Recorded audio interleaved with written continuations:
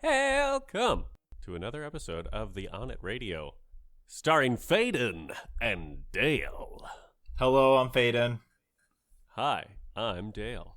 This is a monthly game club podcast. Basically, think of it like a book club, but every month we play a different game. Yeah, video games. Board games? No, video games. But we sometimes talk about board games in our first segment right here, where we talk about a game we've been playing this month. What have you been playing, Dale? Wow, rapid fire. I like it. We're keeping things lively today. Going brisk. Let's jump right in. How many times am I going to say, let's jump right in this podcast? Well, let's jump right in with the first time. Okay, I'm done. I've been playing V Rising, Faden. I'm glad you asked.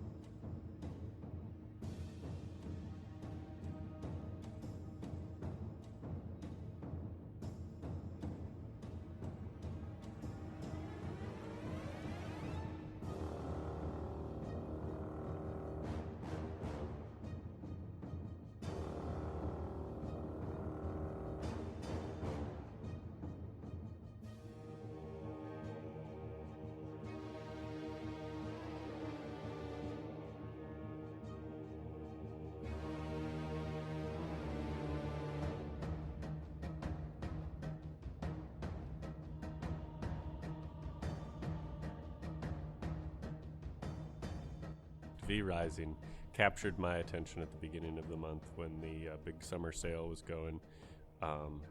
And I'm a survival craft nut. I think that there are a bunch of games out there that did the Minecraft formula, which I loved, and they took it and they made it better. Like in No Man's Sky, when they're like, it's Minecraft, but in space. Or in like a Valheim, it's like it's Minecraft, but Vikings. So what is this Minecraft but like? This is Minecraft, but vampires. It's a lot of fun so far. It's got a isometric camera a la Diablo, and that's a pretty apt comparison too, because the crafting takes a second seat to the combat in this one. After all, you are a vampire. Yeah, so combat's more important than most of these other games. Oh, absolutely. I would say combat is probably the forefront. You continue to fight bosses as a way of progressing what you can craft. It's pretty much hand in hand. Those two things are essential to progress through the game. So the combat feels more like Diablo Immortal, or... I haven't tried Immortal. Not Immortal, sorry. Diablo, insert Diablo title. Diablo insert title, yeah. It's definitely got an ARPG feel to it. There isn't the skill tree kind of customization like I maybe hoped there was when I first saw the game.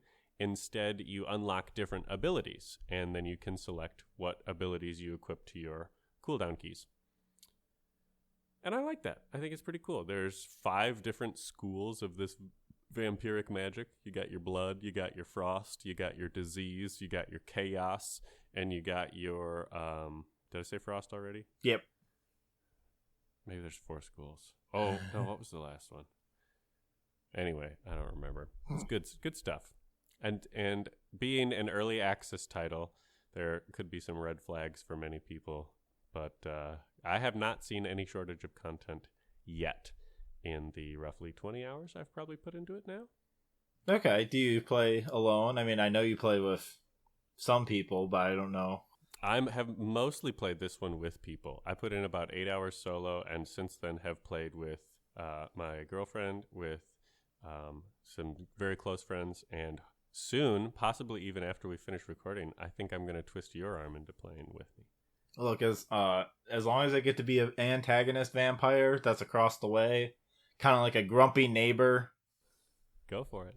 Someone that's just game will let you. Harassing and throwing sticks across the way. Yeah, you can totally do that. Encroaching. Putting hedges where they don't belong just to make you angry. Please. Oh, please put hedges where they don't belong. Just be a complete terrible neighbor. What about you? What have you been playing this month aside from our game? Oh, I've been playing I always get the name mixed up. Hardspace Shipbreaker. I always want to say Hardship Spacebreaker.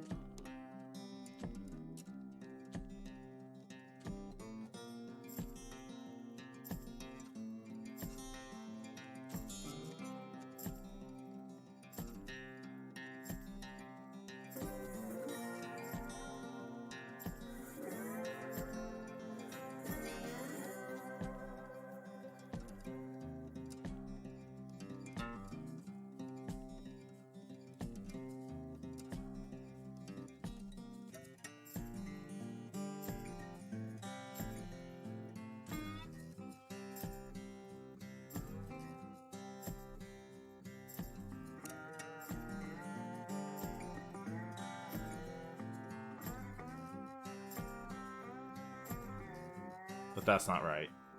Death, Blood, Garden Altar. Exactly. What was that one we played? Oh, Death Garden Blood Harvest. Death Harvest, Blood Garden. Or no, yeah, it was Death Harvest Blood Garden. That's right. Oh. One of those. But anyway, what's Hardship about? Hardspace Shipbreaker is about taking apart giant spaceships for a massive corporation that controls every sector of industry pretty much and the entire solar system. What's really good about this game is the complete satisfaction you get for stripping a spaceship of all of its spare parts. You have to pull out metal plating and throw it into a processor, or you have to take like aluminum and throw it into a furnace like hard metal. But you can't throw computers and terminals inside there. You have to pull them out and throw them into a barge that's below you, and they'll come and take it away. Okay. And you're doing so all it's this. A labor sim. Yeah, it's a labor sim. It's one of those really satisfying labor sims, though. Okay. It has a narrative twist where you're basically in debt to a corporation. You start off with $6 billion in debt. Okay. And you have to try to work off and pay it off. And if you die, you're revived with a clone called a spare. And they charge you $700,000 for it. Oh, man. So pretty rough stuff. I only died once throughout the campaign. Congratulations. Thank you. I accidentally put a demolition charge right next to a nuclear reactor, and it went supercritical, blowing me up. Oh. And a whole bunch of the ship. Lost a lot of money on that. Yeah. Reactors don't like to blow up. So strangely. Never would have thought of that. Right? It's just something you don't think about. This game sounds like, you ever see the movie Moon? Nope. What is that about? Okay. It is about a worker on a mining colony on the moon. Okay. And to say much more would be pretty severe spoilers to the movie. It's a really great watch experience, starring Sam Rockwell and no one else. Oh, no one else? Yeah, it is Sam Rockwell. That's interesting. It's a good movie. It's really cool. It's like a kind of cerebral sci-fi sort of thing. Yeah. Like the core concept is similar, but what the story about Hardspace is you're trying to form a union to get better protections. And I guess I'm just going to spoil the game, but honestly, anyone should just listen because the story is really just not good. What's really fun is breaking the ships. I kind of don't like the story at all. Oh, yeah. So you eventually have to do some industrial action, and you're going to break the ship completely and throw it into the wrong furnace or wrong processor in order to completely destroy the ship to say, hey, we control the means of production. We are the profits. If we do not work, you do not profit. Some worker solidarity. Yeah. Why didn't you like that? Well, the result is really weird because one of the core demands was to end debt for workers, that you shouldn't have to be in debt to be a worker. Okay. But what they do is they clear your initial debt only. And you're still charged a fee for your tools, for having a spare, for genetic backup for your clones. You're still charged like fees, which is really weird because I would think you would also like be free from all debt, not just that one-time debt. Right. So if I did really badly in the career, it would erase my original debt, but I would still owe money, and I couldn't leave my job until I paid that off. Weird. So you're still stuck, basically. Well, you have to keep working and renting. I did really well, so I had enough money to leave, but you could only leave if you owned a ship. They wouldn't take you back. Huh. What? Yeah. That part was also very strange. You couldn't, like, have enough money to hitch a ride back to a shuttle. You have to instead build a ship. And I was close enough that I could probably easily do it, but when I realized that point, I just said, nah, fuck this game. I'm done. I had fun breaking down ships. You got your worth. I got my worth. It was on Game Pass. I didn't really pay anything. Besides, the Game Pass fee. Right. So it was just really strange. I thought, well, what was the point of unionizing if the working conditions are still exactly the same and I'm charged for dying? Yeah, that's some like corporations win no matter what propaganda. Yeah, and I guess it's trying to be like, oh, well, full-scale progress doesn't happen in a day, and I get that. But the funny part was that the government also stepped in and said, "Hey, this is wrong. We should try to help and do something." And they actually help, even though the corporation owns all the government. So I don't know how that happened. It tries to say like this is the realistic ending, but it's already working in an unrealistic way. So I don't know why this is where it's drawing the line. It just feels very unimaginative. That it can't imagine a brighter future outside of a corporate system. Huh. We all have cutting tools. We could have just cut more things as workers. Exactly. But no. No. So, that was just a little strange. But other than that, really like it. It has, like, cowboy twang music, too. That is very interesting for the first 5, 6, 7 hours. But then kind of gets very route and boring. Oh, that's, well, it's just, I don't know about that. Yeah, you want an ambient kind of enjoyable thing for a game like that. Yeah, it's just so generic that I almost wish they gave us different channels. Like, oh, I can do this classical channel, or I can do this generic like jazz channel or something. Oh, yeah, or this alternative sounding rock music. Mm-hmm. Generic rock. Generic sounding rock music. Heavy sounding rock music. You know, that's basically just Guns N' Roses to me. Is all those last 4 genres I've described? It's just generic sounding rock music. It's like lullaby music. Yeah. Like Enya. No, Enya is interesting to me. Enya's a lullaby music to me. Do you just fall asleep to Enya? I do. I was programmed as a child to fall asleep to Enya in the kindergarten, actually. Oh, wait, really? Yeah, that was the lullaby music they would put on back in 1998 kindergarten. That fucking rocks. That's sick. I love that. It was pretty cool, pretty chill. Just, all right, kids. Which Enya CD do you want? Yeah. Best of today, please. Just give me the greatest hits. You know what game doesn't have music by Enya? What game is that? Like all of them. I don't think there's a single game that has Enya music, right? Hey Google, does any video game have Enya music? Oh, it didn't get me right. But the answer is no. It searched for, does any video game have any music? I'm always asking this. Does any video game have music? No. The answer is no, of course. There's never been music in video games. What did we play this month, Dale? We played a game with no music called Metal Gear Solid.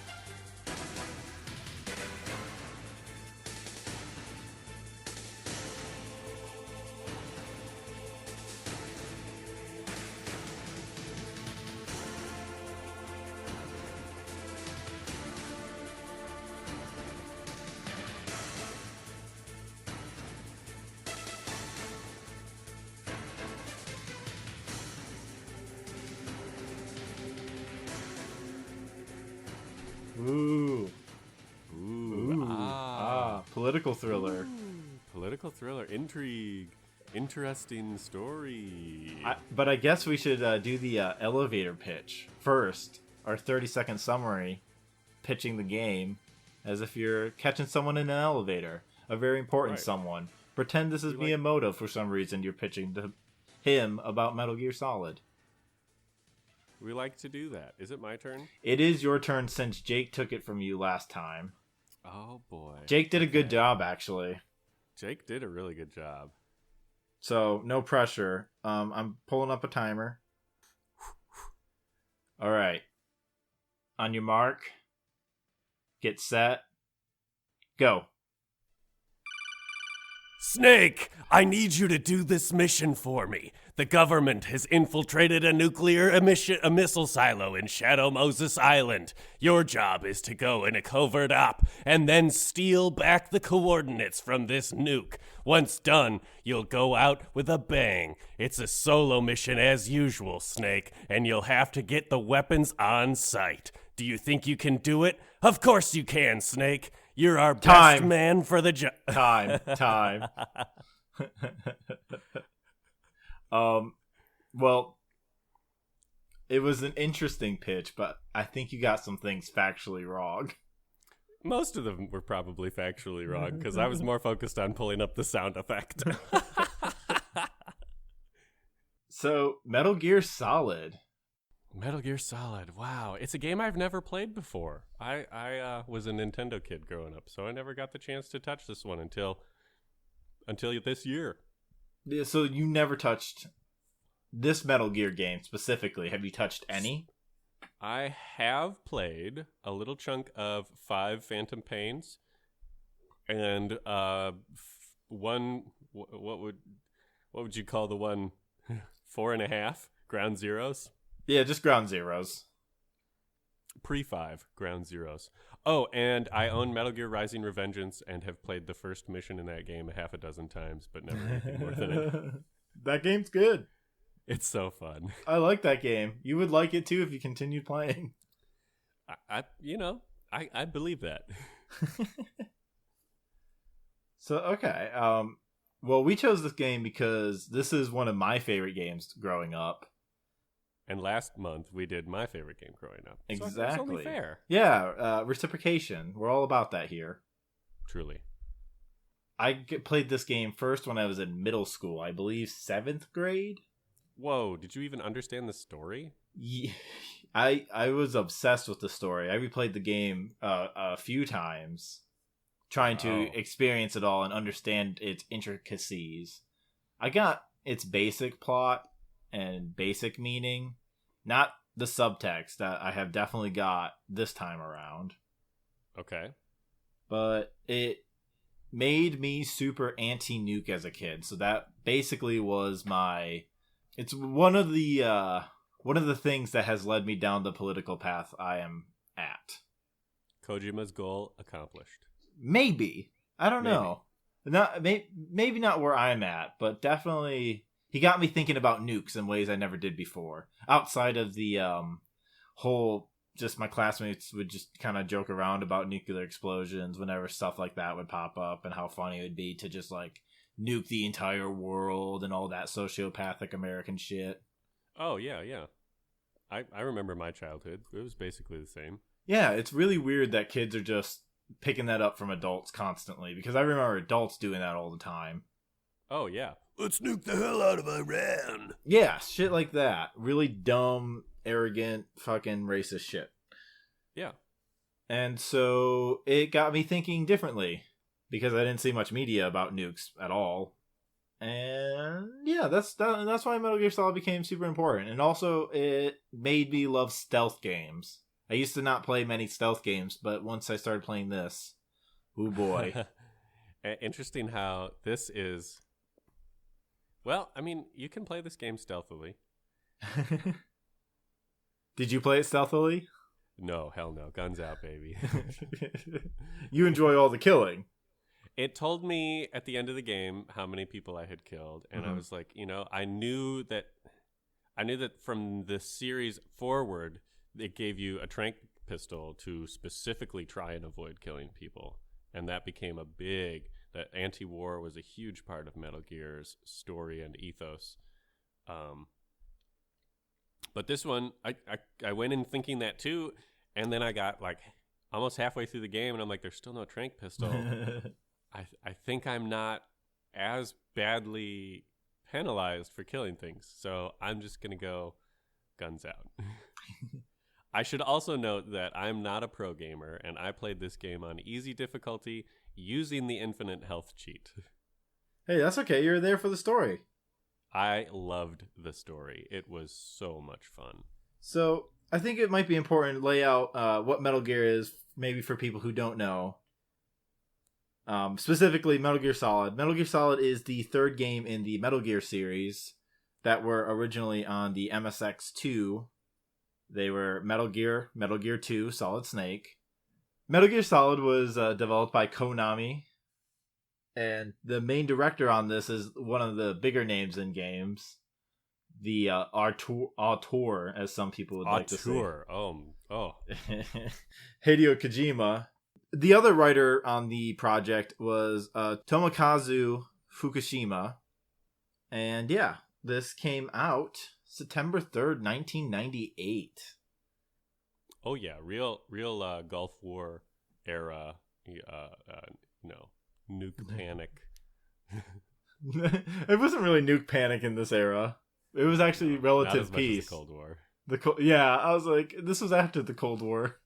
Yes, it was. It's now 35 years old, the Metal Gear series. This week, it turned 35. Oh, happy birthday. Yeah, so we played it at the right time. We also played it for Gay Wrath Month, which feels very fitting. Yes. Gay Pride Month was Legend of Zelda. Gay Wrath Month, Metal Gear Solid. And, yeah, so have you played many stealth games before, Dale? I've dipped a toe in here and there. One that I had a lot of fun with was, I think it's called Origami. It's like you play as this ninja that can warp through shadows. It's really interesting, and also specifically being in the light will give you damage. So it's like it's almost puzzly in how you need to move between light and shadow. Mm-hmm. And then the other one I really enjoyed was, I think it's Mark of Ninja, the side-scrolling. That might not be what it's called. But there was a side-scrolling stealth game, a little bit of action-y too, where you could go for the bad guys and stuff. Okay. But no, I don't tend to play too many stealth games. I tried Dishonored and was quickly put on my ass. All right, so is this the first stealth game you finished? No, I finished Mark of the Ninja. Oh, okay. I didn't finish Origami. I think I got close. How'd you feel about the old controls of Metal Gear Solid? That's partly why I turned on the cheats. Okay, that's 100% why I turned on the cheats. Not having analog sticks was... What was that? My favorite thing about the game, though, was the way Snake moved. Speaking of old game and old controls. All of the movement of Solid Snake was just comical. His run cycle as you are standing is as though someone was riding a bicycle and slightly turning to the left or right. He leans. His whole body leans to the left or right whenever you turn. And the way he puts his arms up looks like he's holding onto bicycle handles. So it's like one part old cat burglar and one part someone riding a bike. Snake's just biking out here. And then when you're crawling prone, if you do a circle on the D-pad, Snake will just do a circle on the ground. Just zero turn lawnmower Snake. Oh, it was fun. There was a nice auto aim that helped me a lot. I noticed that if I shot in the vicinity of someone, Snake would go point his gun the rest of the way there for me. I was so bad at the auto aim at first. It was giving me such issues, especially during some firefights. I don't know what was wrong with me. I couldn't remember that I just let the auto aim happen. I was trying to aim. No, just let it happen. I didn't remember the radar system being this weird. It feels like the enemy's cone of visions are very short in this game. Oh, that was great. And the cameras, if you sidled along the wall, you could avoid most of those cameras. Yeah, I think that's cameras in general in all these games, though. Okay, I That's didn't know that. That's just their Wasn't sure. weakness. Cool. Good to know, because I do want to play more of these games now. Yeah, so you liked playing it overall, though. I did. The story made it worthwhile. It felt very cinematic, very theatrical, at times very campy, but I'm here for the camp. It was a good time. It was engaging in a way that I wanted to finish it instead. Where Tunic, I'm thinking back to Tunic, how I binged through it, and it was like, wait, shit, I want to slow down, and then I took a break and almost didn't finish the game. But this one I got through. I sat down one day, played it. I admittedly took a little bit of a V-Rising break, but pretty much got right back to it and finished it in about 3 days total. The thing I love about this game is it gets why spy movies are neat. It throws a whole bunch of jargon at us, like Yes. COA. And the subtitles were almost necessary because of all of the acronyms they were using. Then they explained them in like what was POS or procure on site or something. Like I'm assuming weapons are procure on site, but they didn't say that. They said the acronym. And then later on, when they start getting into all the technicalities of the, like, is this real science they're throwing at me, or does it just sound like it? Either way, I'm hooked. All of the science from this game comes from Kojima watching American movies. Brilliant. He is a big fan, and you can tell very much. This game takes a cinematic form that feels like an 80s action movie.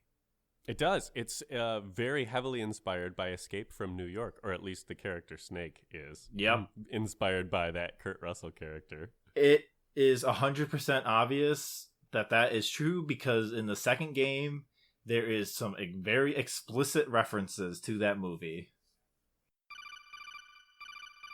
Hey everyone, so we actually had a bit of an audio mishap. I ran out of disk space for my session data, and we lost a lot of good stuff, but we're going to jump right back in as best we can. Here we are 2 days later after what you just heard. Ready, Faden? Oh yeah, and we're going to actually start off with a general summary of the plot of Metal Gear Solid. Yeah. And this story is the main reason to come for this game. So if you don't want to be spoiled, I would suggest just stop here and go play the game. It's a quick 10, 11 hours. It's really not that long. And if the archaic controls throw you for a loop, there's cheats. Yep. Or you can be a fool like me and play the Metal Gear Solid Twin Snakes edition. On Nintendo's GameCube. Oh, so good. So bad. Alright. So, Metal Gear Solid is about a soldier named Solid Snake who is given orders by his old colonel, Roy Campbell, to infiltrate Shadow Moses Island, which is off the Fox Archipelago of Alaska. Snake has to go in there and stop the terrorists from launching a nuke. They have threatened to nuke the United States unless they are given $1 billion and the corpse of Big Boss, Snake's father and former mentor. Snake meets up with the DARPA chief, Donald Anderson, and Anderson dies from a heart attack. Suddenly, tragically. Then Snake runs into Revolver Ocelot trying to find the arms president, who is Kenneth Baker. Bad guy. So you fight Ocelot. Revolver Ocelot's the bad guy, not Kenneth Baker. Well, we'll see. We'll get to that. Snake then fights a Revolver Ocelot, freeing the DARPA chief after a cybernetic ninja saves the day by cutting off Ocelot's hand. That will be important. A real clutch move. Snake contacts Meryl on the Codex system, and Meryl lets Snake know to talk to Dr. Hal Emmerich. He made Metal Gear. It's important to note that after the DARPA chief dies in our arms, we briefly meet Meryl for only just a moment. Yep. Meryl is then introduced to us by the Colonel, Roy, as his niece. And she's there because the military brought her there. Snake meets up with Meryl, and they together fight Psycho Mantis. After they defeat Psycho Mantis, Sniper Wolf shoots Meryl multiple times, but doesn't kill her. Snake comes back with a sniper rifle after leaving Meryl and fights off Sniper Wolf.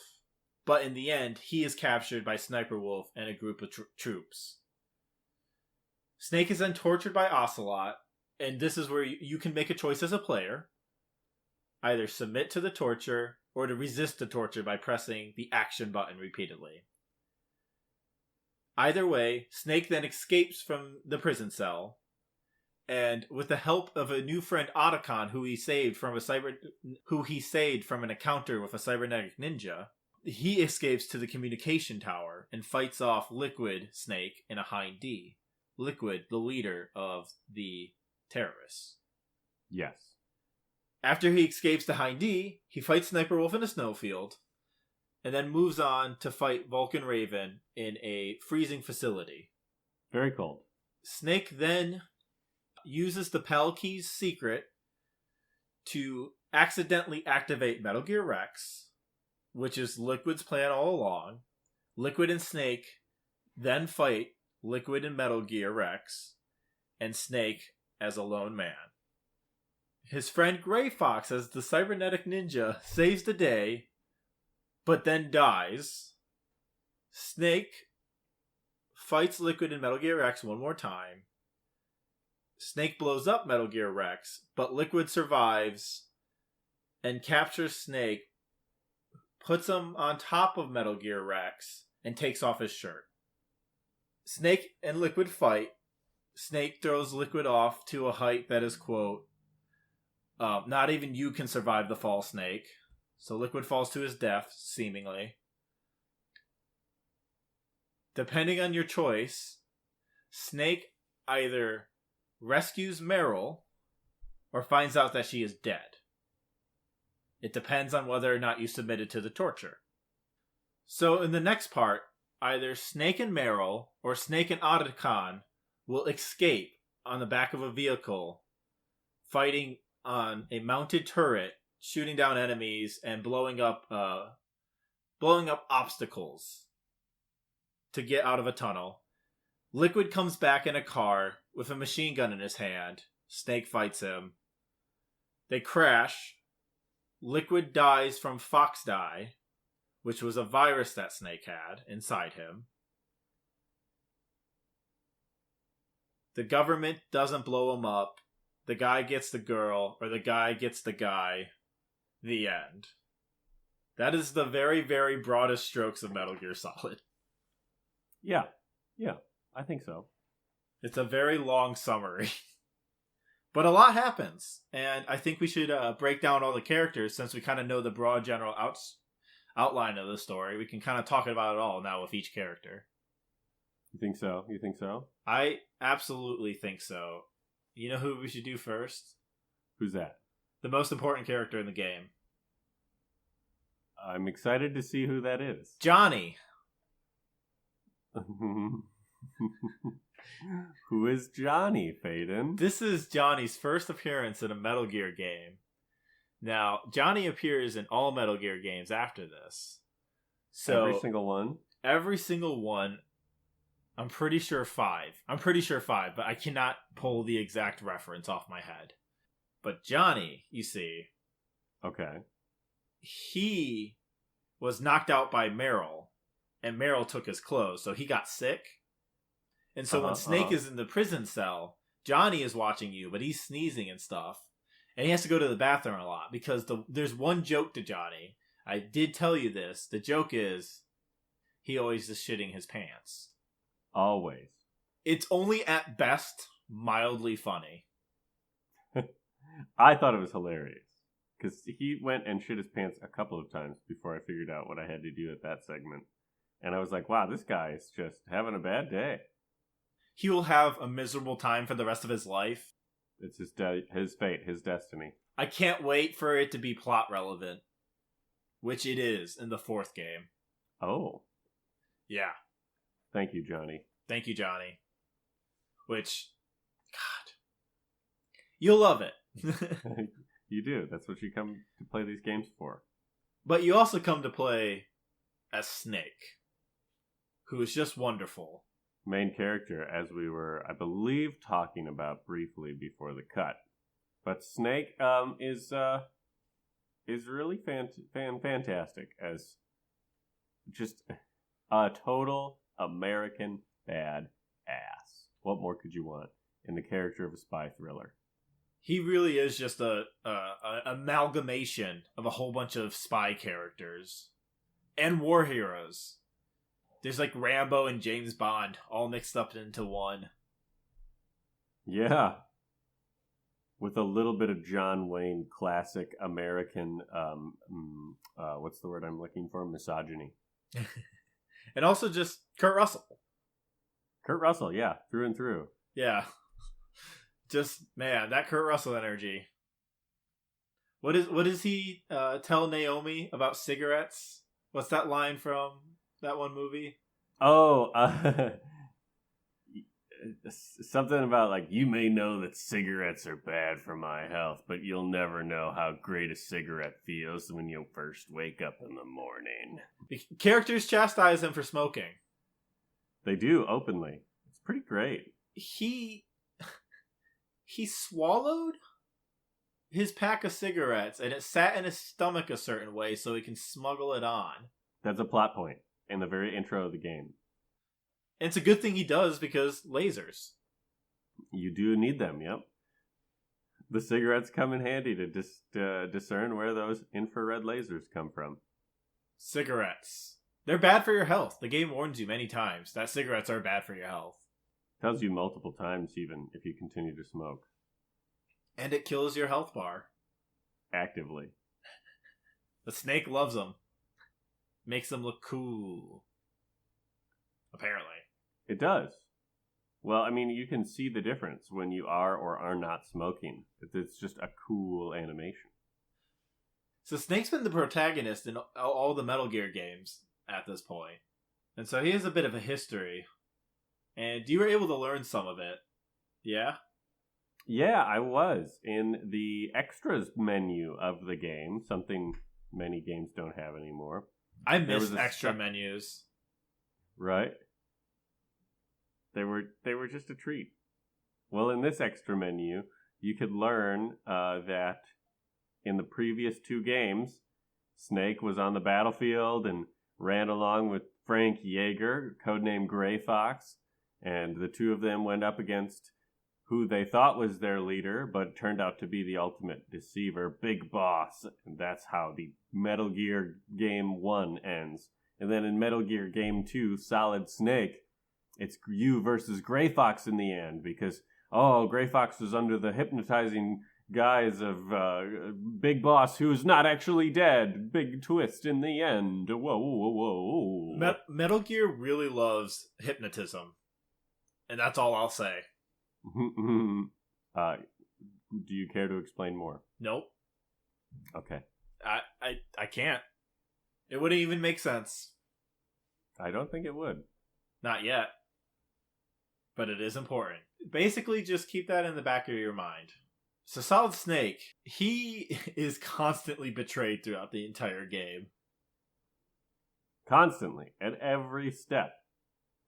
Right off the bat, Campbell, his CO, his best friend, the Colonel, just lying to him about his mission. Injected him with a virus, knowing that Snake's main mission was to be a biological agent of war.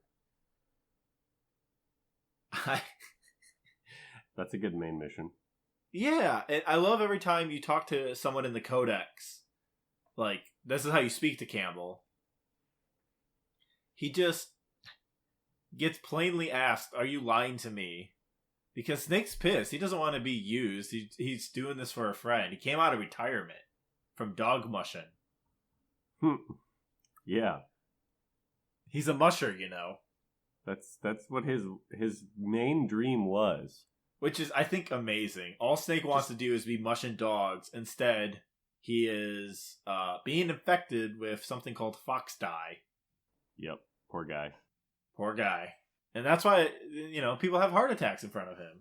He couldn't believe it. He couldn't figure it out until the very end when Naomi is finally like, yep, you got the virus within. The virus within. That's going to be a COVID movie. Oh my god. Unfortunately. Unfortunately, indeed. Because you're probably right. Yeah. Which is the worst part. I am not looking forward to how people cash out, like, millions of people dying. It's going to be so fucked. And then someone's going to win an Oscar for it. Probably. I mean, think about war movies, though. Well. Anyway, think about war video games. Think about... Snake has catchphrases, too? Yeah. You missed my favorite Snake line. Because I didn't save Meryl? Because you didn't save Meryl. What is your favorite Snake line? Let's go live life. What? Yeah. They're about to ride off in the sunset, and Snake says, let's go live life. But he says it in the happiest way that it's so weird. Just contrary to every other gloomy thing he's said in the entire game. Yep. He also, when Liquid comes up to Snake with a gun, Snake just looks up and goes, uh-oh. Like he's some sort of slapstick cartoon character. Take a look at this guy, still trying to murder me. Ugh. Sheesh. A boogity, boogity, boogity, boogity. Yeah, it has that energy to it. It's like some real Bubsy. Yep. It's, yeah. What do I need, a pilot's license? If you get the love ending, which is saving Meryl ending, he becomes this weird, joyous Snake. But they don't know how to figure out joyous Snake, so he's just going over the top. Oh. Over the top Snake. Over the top in love Snake. Infatuation. And Meryl can't resist him. Nobody can resist Snake. Snake is the hottest person ever. That's true. I mean, that's objectively true. Every single woman is just like, Snake, you dog. Hee hee hee. And Snake's just like, yep, I'm gonna say something terrible. You brute, please stop. I can't help myself. I'm a man after all. Oh, Snake, you're so rude. I know. Now come over here and sit on my lap. Ah, maybe once the mission's over. You shoot a gun like a bitch, by the way. Oh my god, no, not this again. No, he just You're a scared little rookie. Just a rookie, even worse. He's very insultive, but like he also knows he's a sad man who's empty inside and has nothing to live for. So he embraces it and like whatever consequences therefore involved. Yeah, he very much just feels devastated and nihilistic, left completely broken by war. And what fixes him is love. Speaking of love, do you think it could bloom on the battlefield? No. I don't think it can. Not even between Snake and his lover, Gray Fox? Yeah, who should we talk about next, Faden? Should we talk about Meryl next, since I've been kind of hitting on Meryl? That's been the setup, yeah. Yeah. Meryl, the air quote niece of Colonel Roy. Yeah, so what's interesting about your ending is you do not find out that Meryl is the Colonel's daughter. I did find that out. It was such a fucking afterthought that I was like, Meryl was the worst character. Yeah, it's really interesting because you still think they're niece and uncle. Yeah. But no, at the very end, like Snake's apologizing again, and Colonel Roy goes, she was my daughter, actually. I was gonna tell her, but... And then that's it. Well, I'll let you know. He definitely tells her. Is it fucked? Is it weird? Is it uncomfortable?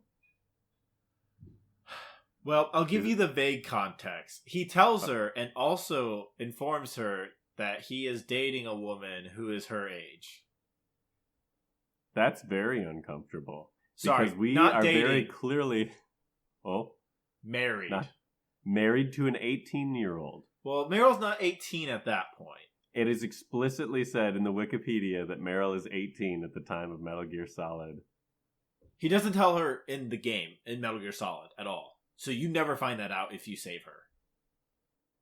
And when you don't save her, it's the worst afterthought of all time and such a footnote in the game that Meryl seems like an insignificant character. I mean, she's only in the game at the very end again, so she's still insignificant. The game really doesn't do much with her. She's just pretty girl. That's all she ever was for me. Yeah. Yep. She's just tomboy, pretty girl who also is like, I'm psychologically engineered to hate men. It's just like, hey, look at the PlayStation 1. We can make triangles look like breasts. Look at those hips. Very curvy. You have to, like, watch her butt at one point, and it's very weird that they animate her walk so it accentuates her very cubed butt. Like, I don't understand. What? Like, beyond the cutscene where Snake is clearly staring at her ass as she runs away? Yeah, I mean, like, you have to watch her move that way. It is a different movement. Where? Where does the game make you do that? When you try to find her again. Oh! That never happened to me. Yeah. That's how you're supposed to find her, quote unquote. But you could just accidentally, like, alert her and she would run to the bathroom. That's what happened to me. Yeah, I walked into a room, she saw me, ran out of there, I killed everyone in the room. And then we were like, hey, what's up? She has the I want you Snake scene when she's controlled by Psycho Mantis. Oh my god, that was cringy. Yeah. It is. Yeah, no, that stuff was a lot. And yeah, she's just there to be the girl to save. That's it. That's what's so sad about Meryl. It really is, because it could have been a cool support character. Hell, even a foil to Snake's I'm a gritty old man. Yeah. Because she constantly asks him, isn't there more to life than just trying to survive? And he says... And Snake goes, no. No, I don't know anything else. I constantly just fighting for me to have another day. All this edgelord shit. It's great. I'm the edgy one. He is so up in his feelings, and he knows it. Other characters tell him this throughout the game. Like, Snake, you gotta lighten up, dude. Yeah, everyone's constantly asking him, please, Snake, please make some good changes in your life. And he just looks at them and says, nope, I see the problem, and I can't do anything about it. Well, okay, there's one character we can talk about real quick that doesn't, and in fact persuades Snake to continue down the path of the battlefield and be his most his most cerebral and strategical self. Think with your war mind, Snake. As you're on the battlefield, you gotta be a tactician, like a gamer, Snake. My favorite character, Master Miller. Master Miller is your favorite character? Oh, definitely. He was such a funny, just pop-in character that, oh, here's some words of advice. You're a badass. I love it whenever an animal popped up and he calls in to be like, hey, those are field mice. They're not dangerous, but also you should kind of follow them. Lead you to land. And then, what? Lo and behold, it gets you out of the pipe system you were stuck in. Yep. Thanks, Master Miller. He also speaks to you meta style. Meta style? Yeah. He'll give you the old push the action button to do this commands. Or trust your instincts as a soldier. As a gamer. Great character. Great sunglasses. He is a pretty good character. From the second game. From Metal Gear 2, Solid Snake. Yeah. Master Miller. Kaz Miller, I think is right. Maybe? Or is that a different character? Depends. I did a little looking on the Wikipedia. I don't fully know. It's a lot. Okay. Also, his name is McDonald Miller. McDonald Miller, yes. And it's definitely implied in 5 that the McDonald is named that way because he likes McDonald's. I don't know what to say. There's an audio log of Miller talking about how nothing beats a fast food burger. That no matter how much science you can do, you can never perfect a fast food, good old American burger. That is true, though. Even No. you as No, it's even not you as a true. vegetarian What are are you like, talking about? I miss fast food burgers. No, like if I do, I get an Impossible Whopper. Yeah, But still, also, that's a fast food burger mimic. You know what's the best option? What's that? It's just make the burger if you can. Well, yeah, I can do that. I can make a better tasting burger myself. By myself, I mean I have one of my partners grill it up. But I don't know. I don't know if I could beat White Castle. Ugh. Oh, White Castle. Ugh. White Castle. If you go fast food, you just get some sort of mac and cheese and some fries. Call it good. If I go fast food, I get just the bottom of the barrel garbage dumpster, whatever my gut is going to just have the worst time with, and I enjoy every second of eating it and dread every second of digesting it. Well, you know what? You and Master Miller would get along. I think we would, because we're both gamers. We should talk about some of the other Kodak peeps. Yeah, there's a lot of interaction with characters in the Kodak. A great vehicle for this story. Do you want to describe the Kodak? Yeah, the Kodak is made up of these little microorganisms that resonate in your ear. And fuck, that's right. Isn't it crazy? It's a little microtransmitter. And somehow it transmits both sound and image into your head, where you can see the pictures of people talking, and it tunes like an old-fashioned radio frequency. Through there, you can talk to Colonel Roy, Master Miller, and then another important character that helps you save the game, Mei Ling. Yep. Mei Ling. Dr. Naomi. Mei Ling's a good character in concept, but man, the remake is smart and drops the accent. Yeah, she feels a little, I don't know. It's a racist character. A little caricature, yeah. Yeah. She saves your game, and that's nice. Good for her. If you call her repeatedly and don't save, she'll eventually stop talking to you. Yeah, she gets upset with you. Yeah, she did not like it when I did that. Then we have Natasha, who you didn't talk to at all, really. Natasha Romanoff or something like that. Something very Russian. Yeah, I did not talk to Russian Natasha, except for her to tell me, hey, smoke, have a cigarette, and then you can see the IR camera, or the IR beam. Yeah. She's great. She always has a cigarette in her mouth, no matter what. That's why we got along so well. She really hates nuclear weapons. Constantly will talk about how corporations are not storing them properly, storing like waste, and that the governments are just increasing their nukes more, and nukes are just absolutely amoral on their very face because their only goal is to kill civilians, never to do anything productive. There's no way for it to be productive. It's just meant to be a merciless killing machine. You know, the fun chats. The fun chats. But she's pretty good. I like her. Very thick accent that's also dropped in the remake. Naomi Hunter suffers this too. She's one of my favorite characters. Naomi Hunter, the what is she? She's one of the technological. She tells you all about the Kodak because she like injected you with the nano machines. Yeah, she's the also the person who injected you a fox dye. Yeah. And structured fox dyes to target specific people, including Snake. But Snake doesn't die from fox dye, thankfully. Right, well, he doesn't die from fox dye because technically his fox dye has a random timer on it. It could go off at any time. Go live your life, Snake. Yeah, Naomi wanted uncertainty in his life, but when she met him and grew to knew him, she kind of regretted it, it seemed. It seemed like it. And didn't she realize that, like, fate is written in your genes or something? You can't change who you are. Exactly. Some esoteric bullshit. Some weird gene determinism, essentialism. It's kind of odd. Oh, yeah. This game has some wild ideas about genes. Specifically, like, Solid Snake was given all the dominant genes. All the dominant traits, yes. Except, spoiler alert, at the very end, he was given all the recessive genes.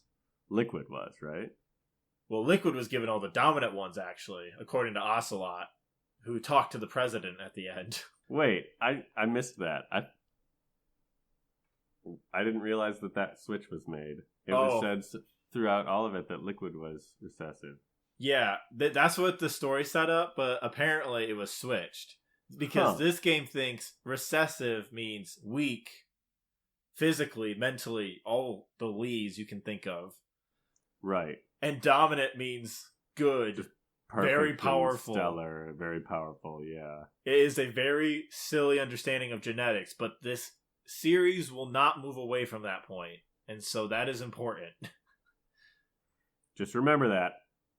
Save that one for later. Hypnotism. Genetic determination. And genetic determination. Christ. What character should we talk about next? That's a great question. How about Gray Fox? Because Gray Fox is Naomi's adoptive brother. That's why she wants revenge on Snake, because Snake killed Gray Fox, who is Frank Yeager in the second game. Yes. Frank Yeager, your best combat friend of all time. So Frank Yeager, he was killed and then brought back as a experiment into cybernetic ninja soldiers. He turns invisible. Like dead corpse revived. Yeah. He's the shell of the man he formerly was, and he wants to fight Snake. And so you fight him with your fists, and he loves that. He does. If you try and shoot him, he dodges the bullets too much. So you genuinely have to go punchity punch. Unless you threw a chaff grenade, right? What? No. I can't remember. I thought maybe you could throw a chaff grenade at him, and you can then shoot him. That sounds right, but I never tried it. Experimentation is key in these games. That's good to know. I can see it.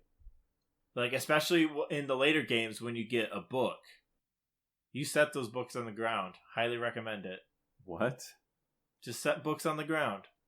Okay. Don't worry about it. They're called books. Don't look into it. It's a book. It's just a book. Nobody's asking questions. Anyway, Frank Yeager sacrifices himself at the end of the game, too, for you. Yeah. He comes in and gets stepped on by the Metal Gear Rex. Which, big dramatic moment. Also, you have a chance to fire a rocket into Liquid, but Frank Yeager's there and Snake cannot pull the trigger. Yeah. He, is demanding, hey, I'm trying to make the ultimate sacrifice here. Help me. We can kill him in one go. Nope. You try to press that fire button, and Snake will just say, I can't do it. No, I can't. Because this game isn't about us playing Snake sometimes. It's about Snake doing stuff. But it's weird when that happens, because that never happens anywhere else in the game. But it happens at one of the climaxes. Gray Fox is probably one of my favorite, just because of the character design. Cool cybernetic ninja. You like Power Rangers? I like Power Rangers quite a bit. And the Super Sentai? Oh yeah, Super Sentai. Yeah, he has the look, but also grittier, much more violent. Yeah. Stabbing people with katanas and holding corpses up in the air. Slashity slash. Absolutely killing it. And just murdering people. It's brutal. The GameCube edition. It is so brutal. You just watch them all die and get eviscerated. Whereas in the original, it's just one or two guys. Yep. And everything else is already dead. I think we should maybe hit some of the smaller characters. Okay. Let's go with Donald Anderson. DARPA chief. Not really much happening with him, but it's a good scene because you never talk to the DARPA chief in the game. You are always talking to Decoy Octopus. Very minor character because Decoy Octopus doesn't even get announced until after they're dead. And you even know that's Decoy Octopus dying. They are a member of the terrorist group Foxhound. And they're pro Decoy. Yeah, they're master of disguises. He even injected himself with the same blood as the DARPA chief. That's right. Like some sort of fucking freak. Very weird. Very strange. Nobody was ever going to test his blood type, I don't think. I don't think so. Don't think that's how bodies work either, but okay. Also changed his voice to match the DARPA chief perfectly. Just a weirdo. Pretty weirdo. But you only find out about him way later. Way later. Vulcan Raven tells you that. Vulcan Raven. Do we want to talk about him? Yeah, Vulcan Raven's one of the bosses. And another caricature. Yep, another caricature. This game has a ton of them. Because it also takes from cinema. Because it only knows things from movies. And movies have a lot of, you guessed it, caricatures. A lot of Hollywood racism. Classic Hollywood racism.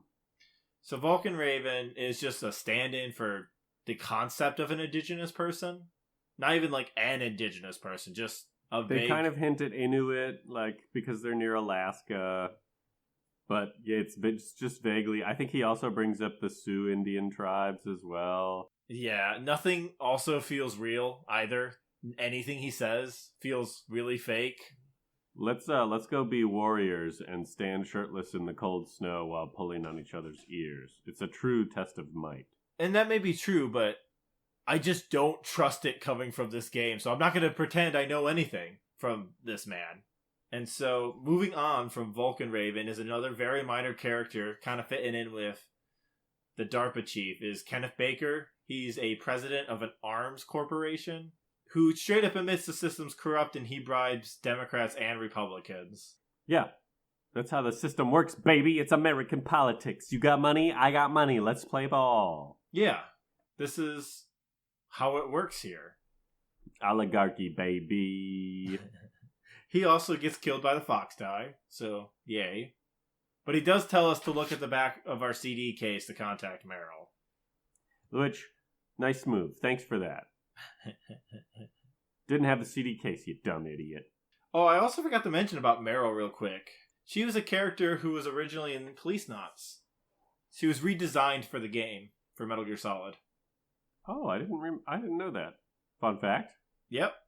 We also have... Fun facts with Faden. We also have the final generic bureaucrat, Jim Houseman, the Secretary of Defense, who stages... Great character name for a secretary. Very briefly stages a mini coup against the Colonel and wants to launch nuclear bombs at Shadow Moses. Which also...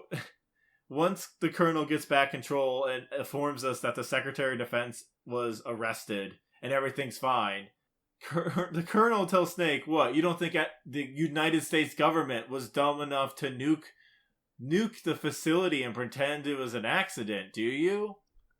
No, of course not. And Snake even says, I don't know. Sometimes I wonder. And... of course they would. This one would. But it's okay, the president was in on it. So Revolver Ocelot is the true spy out of everything. How'd you feel about Revolver Ocelot? I thought he was extra super evil, and I loved it. That's just a bad person. There for the killing, there for the money, there for the treachery of it all. Wait, was that your read of Ocelot? That's my read of Ocelot, yeah. I'm interested. Well, he was there to get the optical disc. Yeah. Not the money. For the $1 billion in the big boss DNA. Well, no, I guess you're right. The ultimate goal was the test data for the president. Yeah. And also, he did speak of his ideology of wanting to restore Mother Russia. I forgot about that too. But also, this game is a lot. Yes.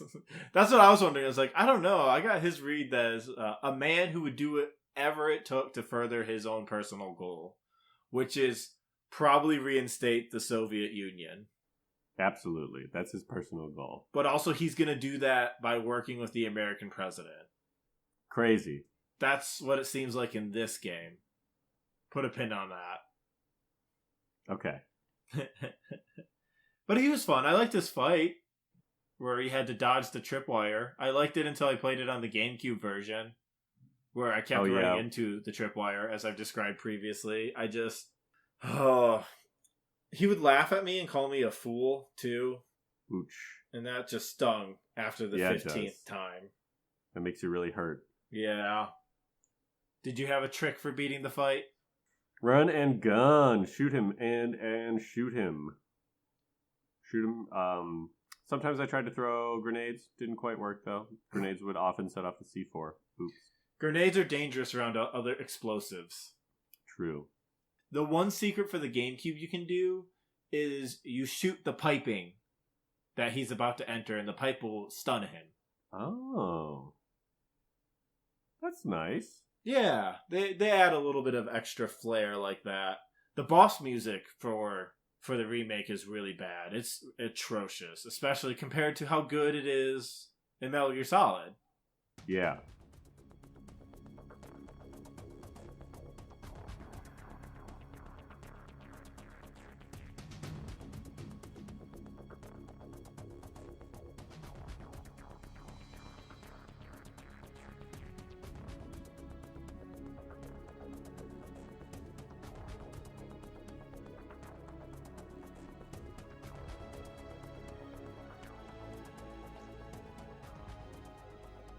It was intense. Dun dun dun dun dun dun dun dun. Spy music. Yeah, it goes hard and it goes nicely. The GameCube version decided to tone down the music for some reason. Don't know what's up with that. Because there must be some sort of movie influence to that. Maybe the grittier tones or something of the 2000s. I don't know. Matrix. Yeah, that Matrix has... Well, no, Matrix has some intense spy music, too. Yeah, that's why it's weird. They took the boring Matrix music and said that. That, please.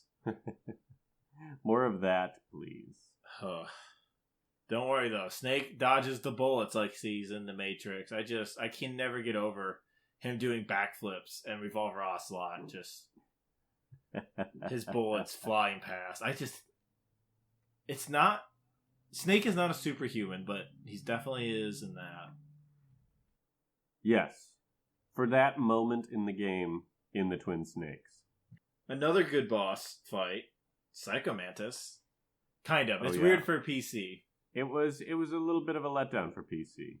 Because you don't get all of the fun controller swapping madness and all of the exciting, oh, I'm reading your memory card as the master of psychokinetic energy.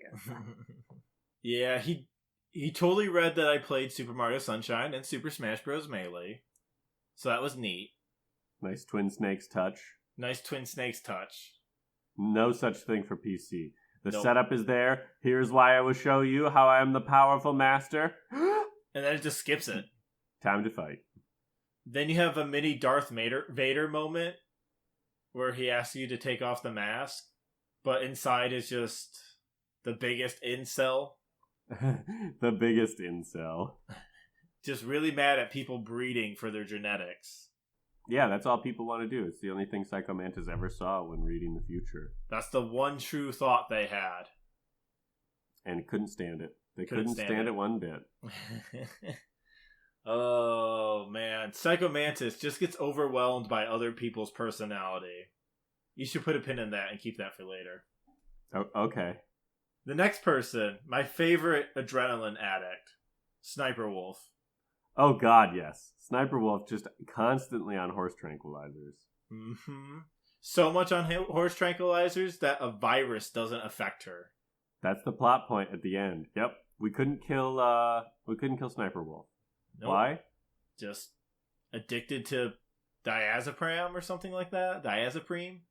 One of those. Some sort of heart-stopping-ish medicine or adrenaline medicine, something weird. Good for making you snipe. Apparently. It felt so weird for that to be the plot point. Oh yeah, Fox Die. It worked on most everyone, except for these people. We don't know why about these two, but we do know it didn't work on Sniper Wolf because she likes drugs. Right. And drugs, of course, are the mortal enemy of viral infections. Yeah, Liquid and Ocelot were doing some real, back-of-the-napkin doctor science. They're trying to figure out why the virus didn't kill Sniper Wolf. Throw up their hands and say, I don't know. She's doing all the drugs, though. Maybe it's that. Probably that. It's probably the drugs. It's really silly. I love the cutscenes and how fully serious they are. They're great. The game takes itself seriously in a way that is almost endearing. It's charming and it works. It makes you feel it. The voice actors know what they're doing in the original version. It feels lost a bit in the recorded version. The re-recorded. They tone everything way down in the Twin Snakes. Yeah, they lowered the camp level. For better and for worse. No, just for worse. I don't see the positive, honestly. Well, okay, sorry. The mailing. Mailing is positive. I'll always have that, yes. Because we're talking about Sniper Wolf, we should talk about Hal. Yeah, Hal and then Liquid Snake. And then I think that's pretty much everyone. Yeah. So, Hal is a very useful engineer. Hal Emmerich invented the biggest cool fucking mech you've ever seen. It shoots nukes from anywhere. It's the most American badass thing. If you were running around in the schoolyard as an 8-year-old going like, I'm gonna be the most American badass thing, you'd be the Metal Gear Rex. Hal just thought he was making a walking battle tank, for funsies, I guess. Yeah, for fun, because he's going to do the right thing and help humanity with robots. Yeah, he knew it was for war, but he didn't think it was nukes, but he also knew and was just lying to himself. He really was. He's an otaku. He just wants to make Gundam. He just got into the robot making business for Gundam. He made all the police suits for the Japanese police academy. That's what that was stated. That fact is just blowing my mind. I cannot believe I missed that. The dude just likes robots. And good for him. Yeah. That makes me happy. He also is in love with Sniper Wolf? Yeah, very enforcefully so. Like, I'm in love with you. Right. But she never reciprocates, except for the fact that, she gave him a handkerchief? Which, I guess, is reciprocation. Maybe for her? But Otacon likes her because she likes dogs. So, how bad could she be? I have a question about Otacon's ending, though. What exactly happens? Yeah, so they are driving out in the Jeep, and Snake hops on the M60 and shoots Liquid, and you get to the end of the tunnel and trip on a rock, I don't know, but fucking the Jeeps go flying, and Liquid lands to his death, I guess, and is just there dead, and then it's found out, Fox Die happened on Liquid. And then Otacon and Snake hop on the snowmobile, and they're like, Let's go. It's cool. We're gonna go out and be bros. And Otacon's like, yeah, Hal. My name's Hal Emmerich. You remember that, right? And Snake's like, I have a real name too. It's Dave. David Hayter, my voice actor. Dave. And then they make the great joke of Hal and Dave. Oh. Dumb. That's right. I forgot about that. It was pretty good. Their ending's pretty gay. I love it. It's nice. It's weird. The canon is weird because... Mostly because of how young Meryl is. Meryl survives. Oh, no, that's not. Don't worry. Snake will have sex with that 18-year-old. He does not care. Snake has no problem with that. It's creepy. I don't... They don't even know each other. I don't know. I don't get it.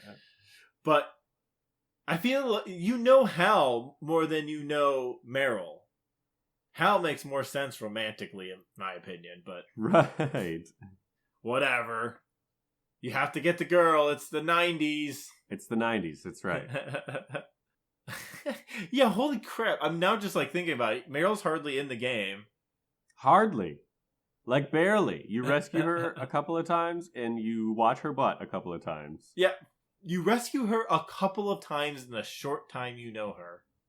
And then you're like, that's it. This is it. We're going to town. But you can talk to Otacon a lot throughout the mission and just get more background information from him. You can call him. You can ask him questions. He'll tell you about the facility. He helped design it. He'll give you food and ketchup. Yeah, real helpful dude. Just... MVP, which makes sense while afterwards Snake leaves Meryl for hanging out with Otacon. That's the true canon ending. No, that is the true canon ending. Oh, Meryl dies in that game? No. Canonically? Oh, sorry. No, the true canon ending is Snake is with Meryl for like a week and disappears in the middle of the night and hangs out with Hal. Oh, nice. Yeah. Good for you, Hal. Don't worry. In one game, they live on a plane together. I love that. And they raise a child. On a plane. On a plane. Is that 5? I'm just gonna put a pin on that. Okay. I'll play these games eventually. Yeah. That's why we're just gonna put a pin in it. Okay. Let's talk about the man, the myth, the legend. The other Snake. Solidus. No, Liquidus. Oh, Liquid. No, Naked. Actually, Naked Snake. Oh, no, not yet. You're not ready. That tail you're not ready for. Maybe another day. Maybe. Okay.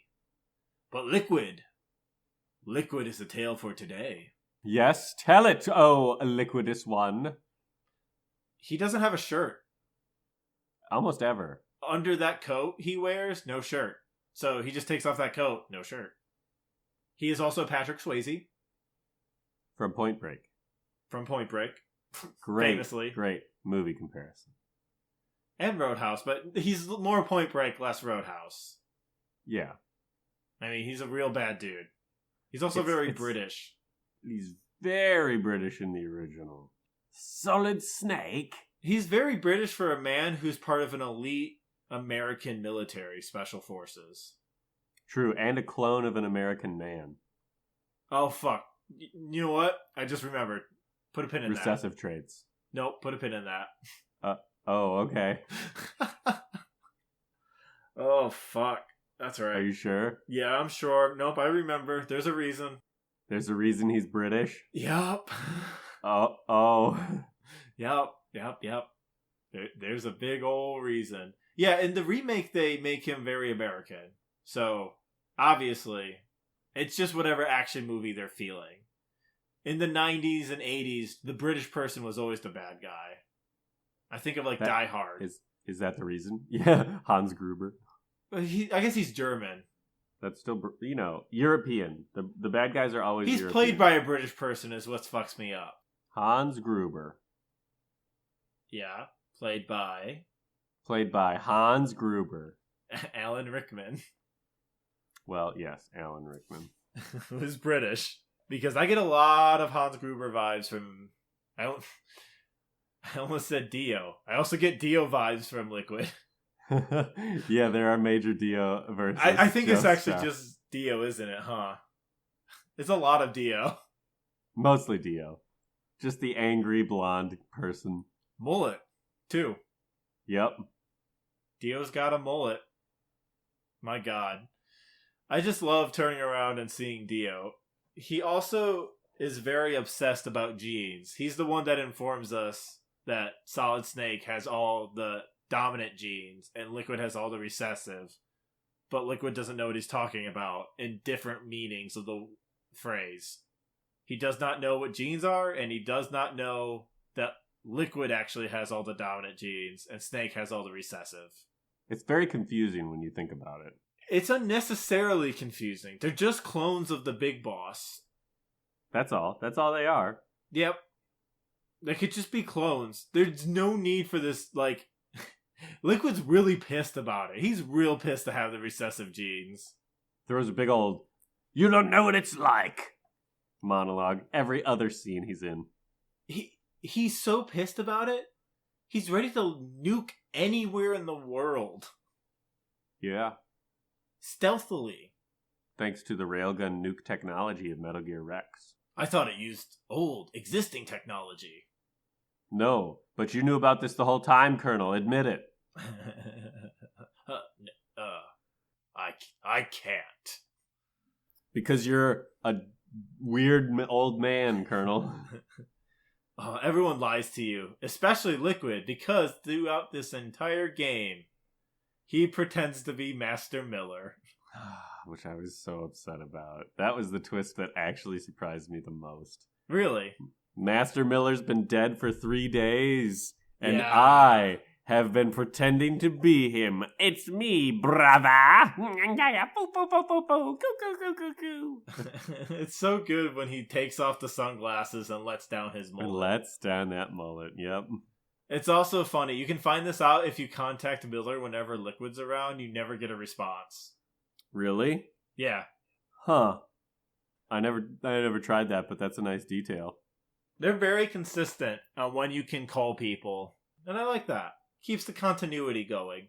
So is there any last thoughts you want to hit on before we move on to some questions? No, not really. Just I had a really overall good time. It's the big takeaway. It was fun. These characters are outrageous for very, very fun reasons most of the time.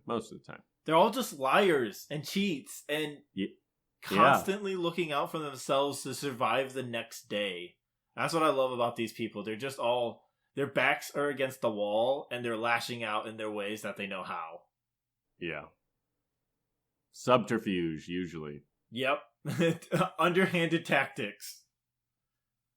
I have so many notes on this game because we can only just touch the surface without this being a 20-hour podcast. One of my favorite things. Okay. Before we leave, I just need to I explained it 2 days ago, but I'm going to explain it again. It's from the remake. When you fight Liquid in a helicopter, you don't do the finishing blow in the remake. Instead, a cutscene happens where a portion of a steel beam comes flying at Snake. Snake does a backflip and throws a grenade onto the beam, and it blasts away and launches Snake into the air and stops the beam from coming at Snake. And Snake whips out his rocket launcher and fires into Liquid's helicopter, beating Liquid. The Matrix happened and it absolutely devastated what the cutscenes were in these games. They'll try stuff like this in the later games, and it works. But when you do it to Metal Gear Solid 1, where it's not about this, it feels strange. Otherworldly. Yeah, I'm entering a new realm of superhero shit. Somehow Snake is Nero. Oh, and Liquid has worse hair. That's the other crime. Damn. Less poofy. Less Patrick Swayze. The poof is essential. The poof is essential. I don't know how you're poofier on a PlayStation 1 than you are a GameCube. Like, what the fuck? Well, do we have any questions from our loyal listeners? Oh, no, we do, but I actually forgot an important detail on that rocket scene. I was wrong about the sequence. He doesn't backflip. That's not how he gets in the air at first. Liquid fires a missile, and Snake jumps on the missile and hops. Toadstool jumps a missile. What? And then he throws a grenade, and the grenade blows him back, and he does a backflip, whipping out his rocket launcher. Because there's an explosion happening behind Snake from him toadstooling the missile. So he looks sick, not looking at the explosion behind him, while launching making an explosion in front of him. Yes. Yeah, I see. I follow. It's stupid, but also kind of delicious. It does not belong in Metal Gear Solid. Now, Metal Gear Solid 2, for sure. Maybe. Metal Gear Solid Revengeance, yes. Sorry. That game's just all about over the top. Yeah.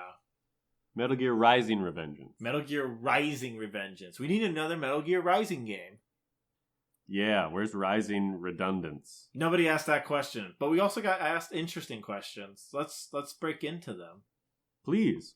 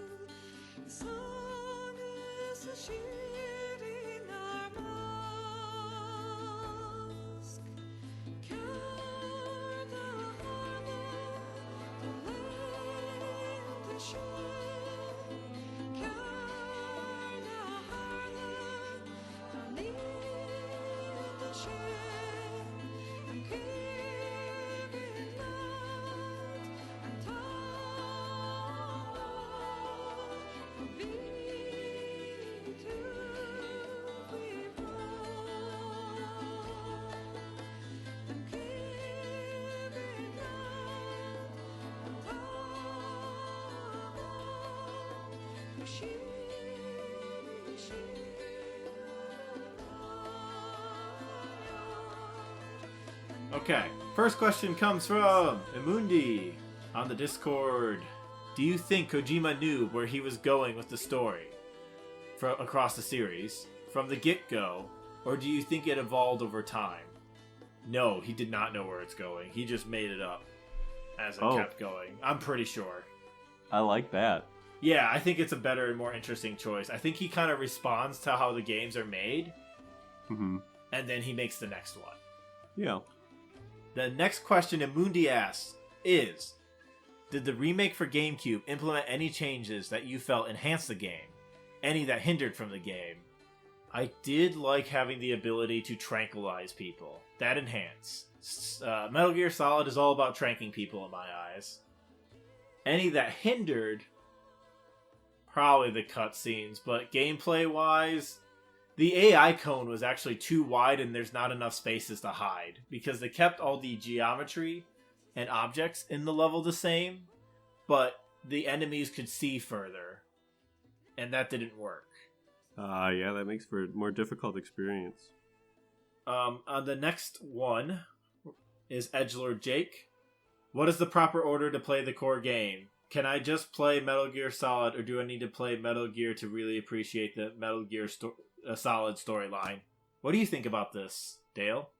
You can start at Metal Gear Solid, because it's an old game to begin with, and to go further back, I think at this point would be difficult to do technology-wise.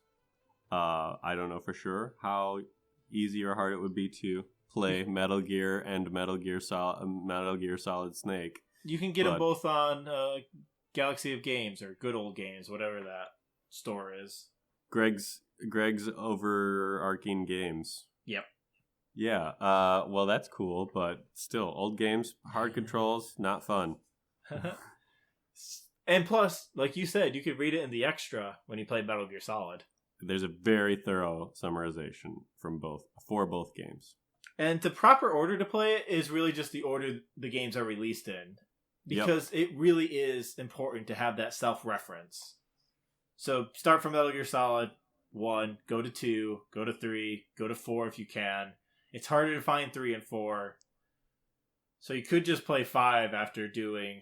No, you really should play 3 before you play 5. Get a PlayStation 4. Get a PlayStation 3. Get a PlayStation 3 and buy the Metal Gear Solid Legacy Collection, which has 1, 2, 3, and 4. There you go.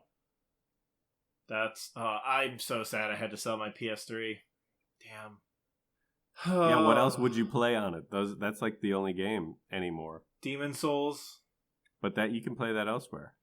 Lair. I don't know what that is. Heavenly Sword. Okay. That's the game with the red knight, right? Sure. I could probably keep going, but I'm going to stop. This next question comes from Suzor. What's something you need to know before playing Metal Gear Solid? None. Nothing at all. You can just go in. Have you ever played the VR missions? I have, and they are fun. I recommend playing them if anyone hasn't. Oh, should I have done that? Yeah, you should. They're fun. They're like scenarios, essentially. Just little stealth scenarios. Okay. Walk next to the guy without being got. Kind of a brain teaser. And I got a final question today that was handwritten. This is from Nick Knack. All right. What was the first game you remembered playing, and what did you like about it? This is a great question. You go first. The first game I remember playing was Toy Story for the Super Nintendo, and I liked it because it was Toy Story. The first game I remember playing is Microsoft Fine Artist with McZ, and I loved it because it was a souped-up Microsoft Paint with all of these fun little animations and this zany music and these fun fart sound effects. Okay. Yep. It's great. It was just it was a good game for like a 4-year-old, which I was. Even when I was 4, I hated farts as a joke. Yep. And I love you, so I'm just going to torment you too. Yep.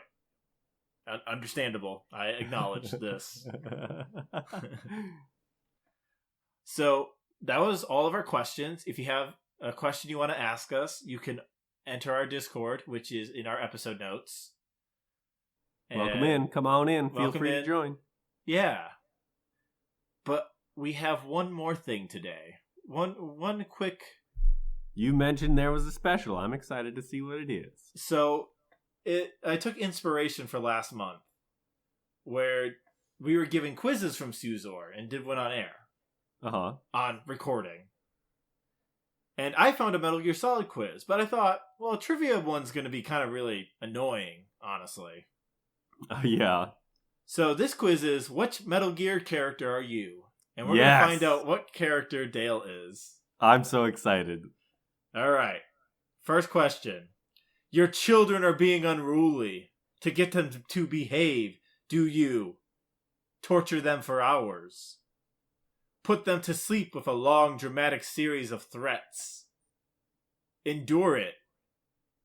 Burn their eggs? Inspire obedience through a rousing speech about children without a nation? Hide in a locker? I'm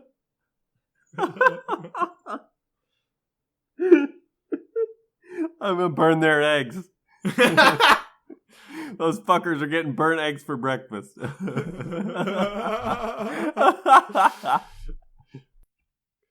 If you were in command of a group of soldiers, what tactic would you use to defeat your enemy? Train my men hard by having them live on an abandoned ocean platform. Burn their eggs. Take over a nuclear decommissioning facility and capture warheads to use. Ooh, interesting. Interesting. Leave the group behind. You work alone. Nanomachines. Nanomachines for sure. Send them to attack the enemy and talk to them through a tiny robot. Are those all of them? Yep. Yeah, nanomachines. Nanomachines, son. Christ. That's a game. Yep. No, that's not what I'm thinking of. That's my source because I made it the fuck up. What's your favorite guilty pleasure? Hentai.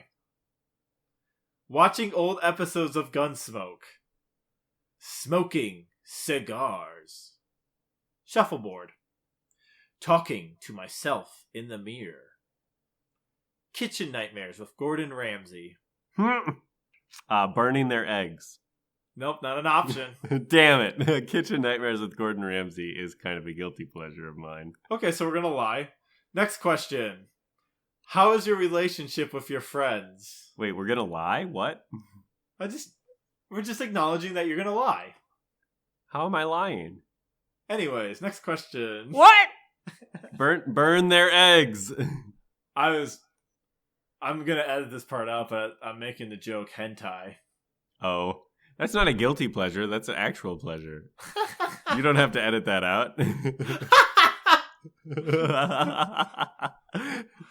I'm not guilty about that.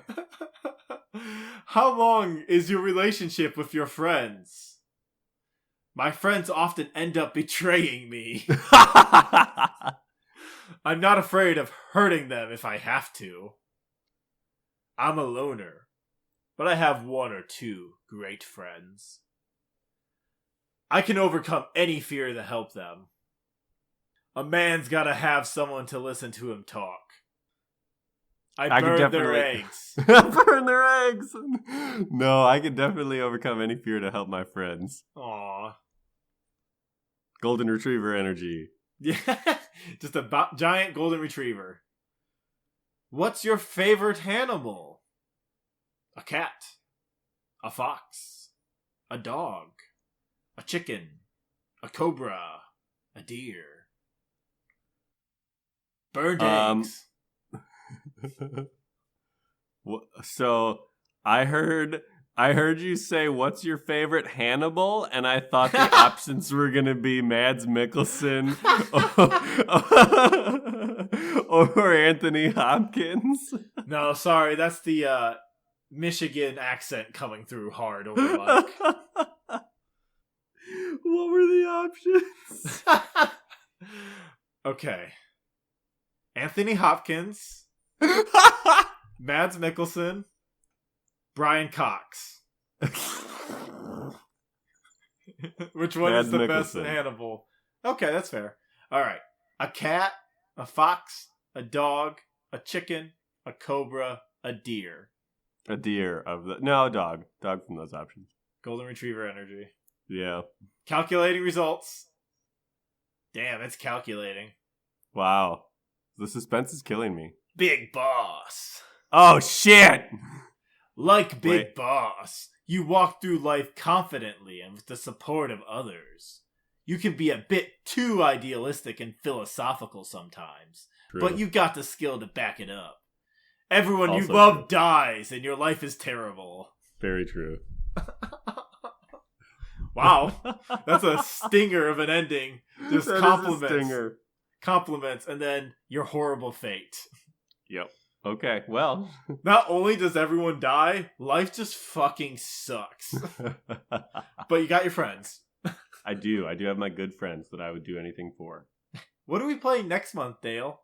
I honestly forgot. What is next month's Centennial Case? Next month, the Centennial Case. Yeah, I'm excited for this one. Oh, it's gonna be so good. I'm gonna play it on who's done it? Switch on my flight. Just enjoy that Centennials and casing. Yeah, it's a great looking game. I don't know too much about it other than it's a video kind of murder mystery. Yeah.